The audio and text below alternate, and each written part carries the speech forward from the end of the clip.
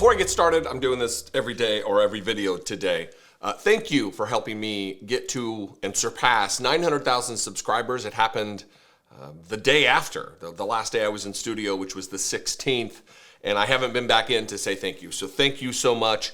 I absolutely recognize the privilege that I am just enveloped by, and it's because of your dedication or interest or whatever in our world and the way that I'm analyzing and providing commentary on the news. So thank you very much. You know, adjacent to that, my analysis and commentary on the news, one of the most stark items when I was out there interviewing Trump dum-dums the day before and the day of the inauguration here in the streets of Washington, D.C., a block or so away from the Capital One Arena where they were sequestered since there was no inauguration public because Donald Trump was too afraid of the cold that, I mean, at one point I had a beanie on, I just took it off because it was too hot. It was not too cold for him to have an outdoor inauguration. He's weak and feeble, and it's a yes and moment, and embarrassed of the amount of people that would not have showed up. Even his ratings were down, I think, like 17% or nearly 20% from last inauguration in 2021, in 2017, and lower than Joe Biden's in 2021. So he's, you know, for him, it's a dick measuring contest, and he's always going to come up short in that respect. But one of the things, boy, that was quite the soliloquy before I got to the point. One of the things that really stuck out to me is, or was, it still is happening, so it's an is how Republicans want, they want it all the ways. They want to talk about family values, and then they attack the family. They want to talk about their deeply held religious convictions, and then they do not practice the philosophies of Jesus the Christ. They want to talk about back in the blue and law and order, yet they follow a man who has violated the law time and time and time again, up to and including convictions on 34 felony counts. A lot of these idiots that I talked to were just living in an alternate reality. And it was very strange to talk to people face to face who claim with certainty, with unearned certainty, that there was no insurrection, that it was a peaceful event, except for the police, these back the blue folks. So anyway, yesterday Donald Trump took a bunch of questions in this freewheeling nonsense that we're going to have to get used to over the course of the next 4 years, answering questions, and reporters really did try to pin him down on this, on the nearly 2,000 pardons, 1,500 pardons of people who betrayed the country, who are traitors to the republic, who attacked our democracy, attempting to put Donald Trump back into power. Donald Trump essentially has created a 15-member militia, many of whom can now be armed, own weapons and ammunition once again, because their felony convictions have been just erased by the stroke of a pen by Donald Trump.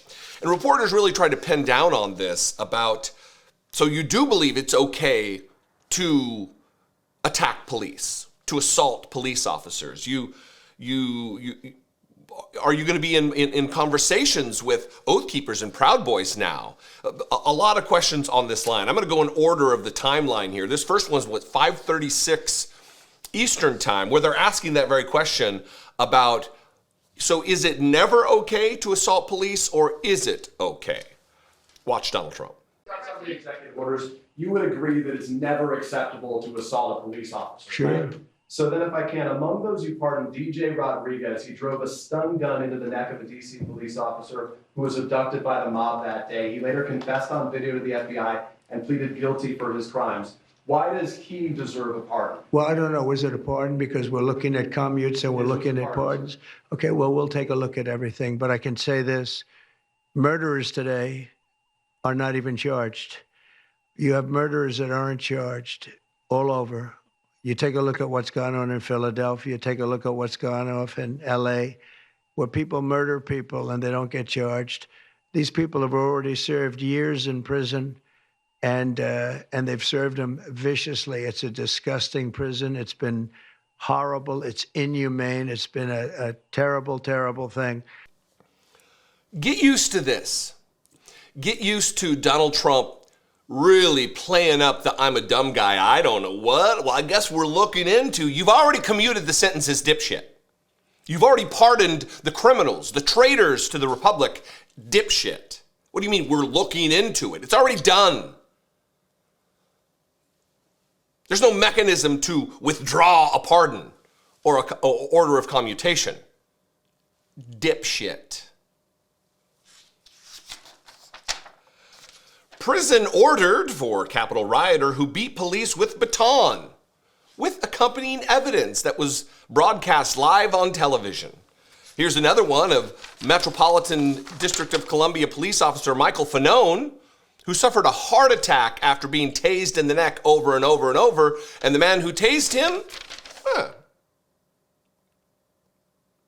granted either a full pardon, I believe it's a full pardon, but at the very least, clemency from Donald Trump, mercy from Donald Trump, compassion from Donald Trump. Here's another image of a police officer in the prone position, surrounded by violent insurrectionists. These people are Donald Trump's people. They now are members of the Trump militia, armed, dangerous, traitors. And yet Donald Trump, the way he speaks, that's all MAGA world hears, as evidenced by the throngs of people I spoke to this weekend, over the weekend. They believe every word he says. They don't believe the evidence that they witness with their own eyes. They don't listen to the guilty pleas and the admissions of guilt from people. I spoke to a guy who was waiting for his pardon the day before the inauguration. Somehow they communicated to him, we're going to pardon you. He was expecting it, and then got cagey when I asked him about it. Next up, this is with a question about, is there now a place for the Proud Boys and Oath Keepers in the political conversation? And Donald Trump doesn't just abjectly say no. These two people, the leaders of these two groups that were convicted of seditious conspiracy, he says, well, we'll have to see. Maybe, yeah, there is a place for a conversation with those folks in the Trump movement. These traitors convicted of sedition, and they're pals of Donald Trump, and he's proud. Watch this. The leaders of the Proud Boys and the Oath Keepers were free following their pardons yesterday. At the time, back in 2021, you urged them to stand back and stand by. Is there now a place for them in the political conversation? Well, we have to see they've been given a pardon. I thought their sentences were ridiculous and excessive.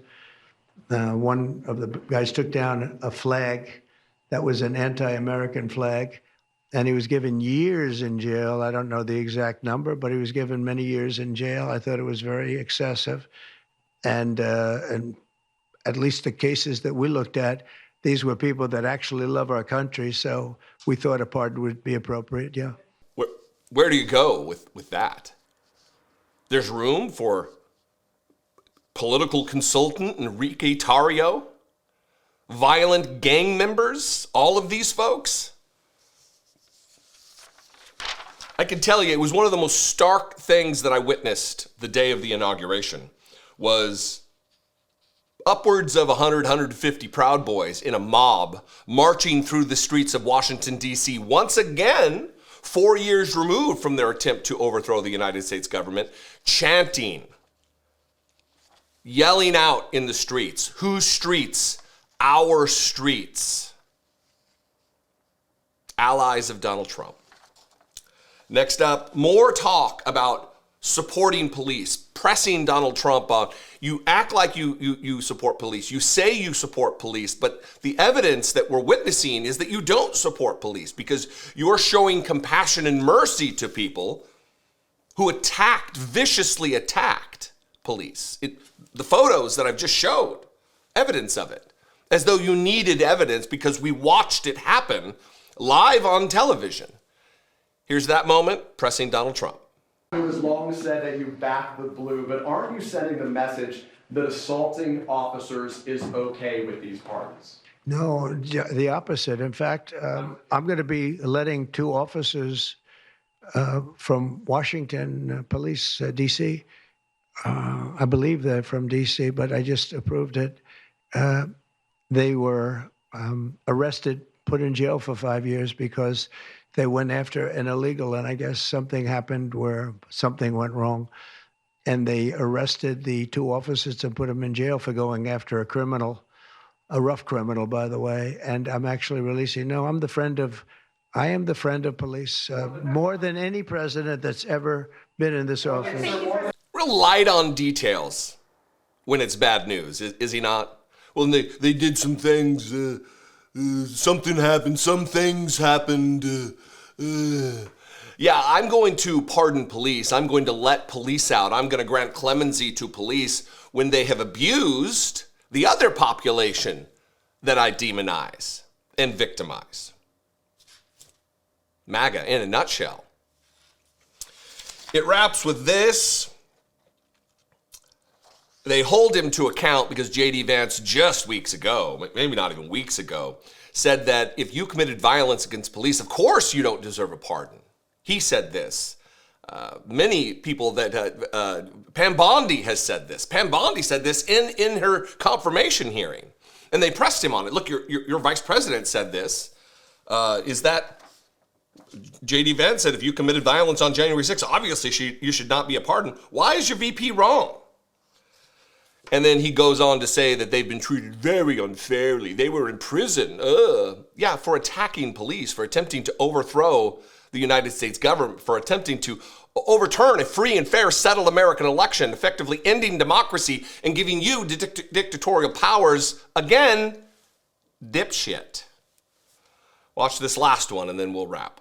More than 400 of the people that you pardoned, though, assaulted officers. So I want to ask you about the Vice President, J.D. Vance. He said, this is a week ago, he said, if you committed violence on January 6th, obviously you should not be pardoned. Why is your Vice President wrong? Well, only for one reason. They've served years in jail. They should not have served, and they've served years in jail, and murderers don't even go to jail in this country. And we had 1,500. We have 16 under review. As you know, we commuted about 16 of them because it looks like they could have done things that were not acceptable for a full pardon. But these people have served years of jail, and their lives have been ruined. And in many cases, listen to me for a second. Stop interrupting. They've served years in jail, and if you look at the American public is tired of it. Take a look at the election.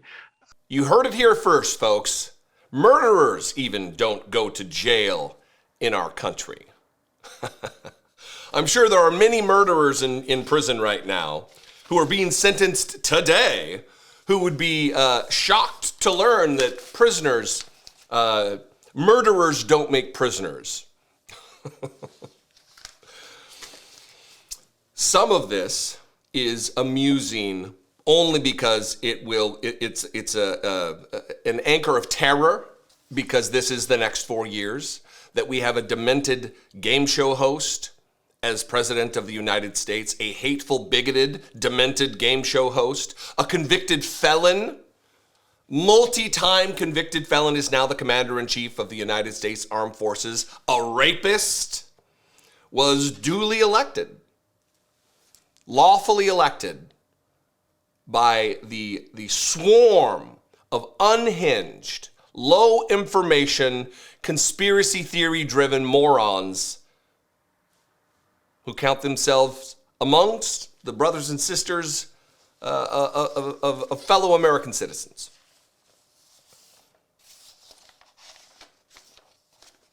Back the blue, right? Law and order, right? Unless you're a member of Donald Trump's personal, now swelling 1,500 member militia that shows up to the scene to do his bidding. Fight, fight, fight. Stand back. Stand by. What do you think? I invite you to this conversation. You can comment below. Leave a comment in the comment section. You can also call the voicemail line 714-576-4054. You can email me, daily@dollemore.com. I would love to hear from you on this. I appreciate all your communication, your engagement with the content. On that note, if you're not subscribed, please subscribe. We're about 89,000 away from 1 million subscribers. It seems like a lot, but we've gained like 20,000 subscribers inside of a week. So it can be done. If I bring you value in any way, please click the subscribe button and join the team to help fight fascism. If you want to help, if you want to take that support to the next level and help support this work, produce this work, click the join button, become a channel member, patreon.com/IDoubtIt podcast. You can follow me on social media, all of the ways, all of the places. I love and appreciate you. I'll see you next time. Be genuine. Take care of one another.